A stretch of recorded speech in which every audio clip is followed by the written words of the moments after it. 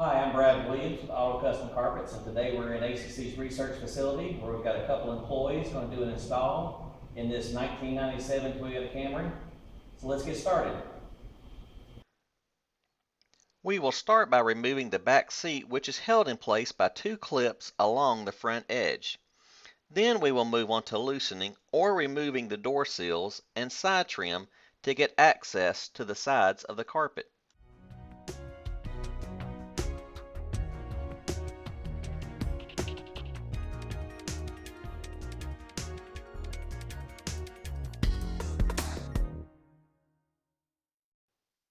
The front seats can be removed by sliding the seats all the way back to get access to the front bolts, and then sliding the seats all the way forward to get access to the rear set of bolts.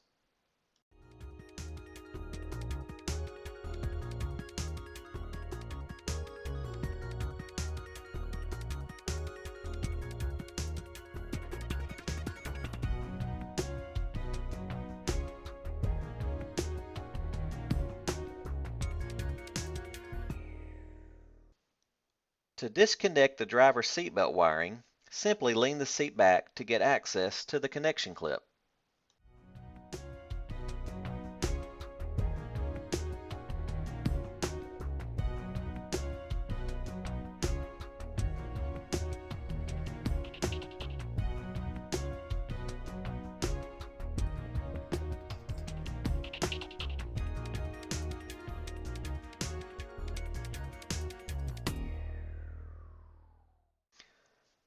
Now we are ready to remove the console section, being careful to find all the screws that need to be removed and any wiring that needs to be disconnected. Then we are ready to remove the old carpet and vacuum any loose debris in preparation for the new carpet to be installed.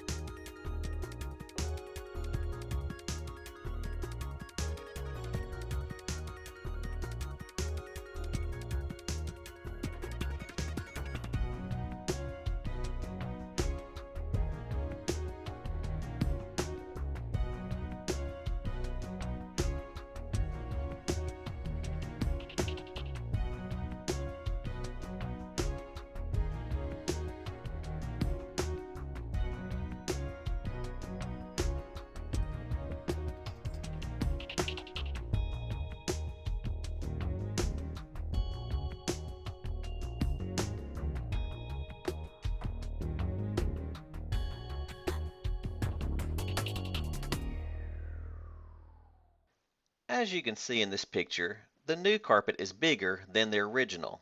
To fit correctly, most of ACC's carpet sets require trimming on all four sides during install to achieve a great fit. One of the major challenges facing someone new to installing automotive carpet is figuring out how to cut the new carpet to fit the console area. We have a simple trick to do this. Using the original carpet, we will measure from the second row seat riser to the console cutout. We then will add 1 inch to that measurement and mark that location using chalk on the new carpet. The 1 inch was added so that we don't cut too far on the new carpet. We can always trim more as needed. Then we cut the new carpet from the firewall down to this mark. At the mark, we will cut 1 inch or 2 to the right and left to form a T.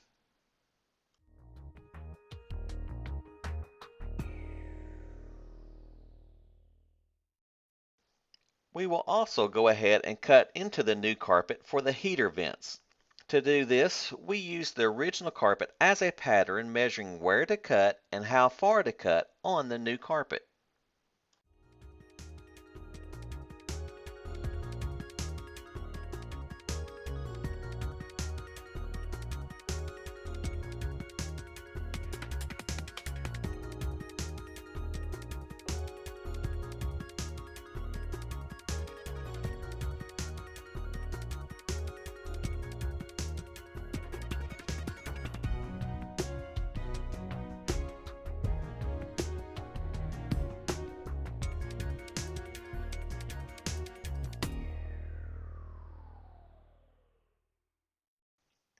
Also, the original carpet came with a thin stiffener piece that gave rigidity to the carpet between the console and firewall.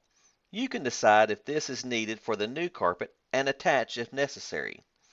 Since the new carpet we are using has the optional mass backing added, we found it not necessary to reuse. Now it is time to get the new carpet installed. By splitting the carpet down the console area as we did allows the carpet to almost fall into place. Remember, we never advise starting at the firewall. For this Camry, we started at the second row seat riser and worked forward. The cuts we did to the heater vents makes exposing the vents easy, and tucking the extra material under the vents creates a clean look. While working on the vents, it's a good idea to go ahead and pull the seatbelt wire through as well. Next, we will work on trimming around the console and firewall area as needed.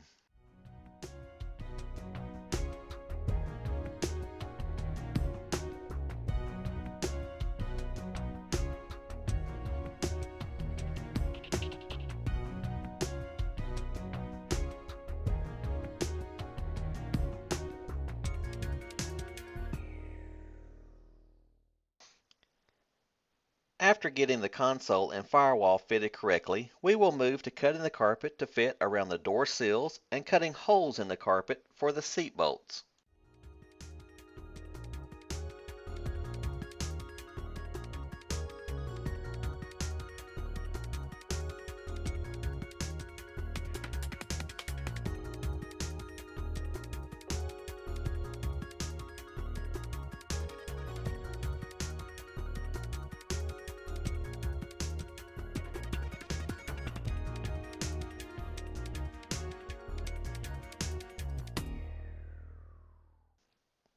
Next, we will reinstall the door sills and side trim along with the console and seats using the same method we used to remove them.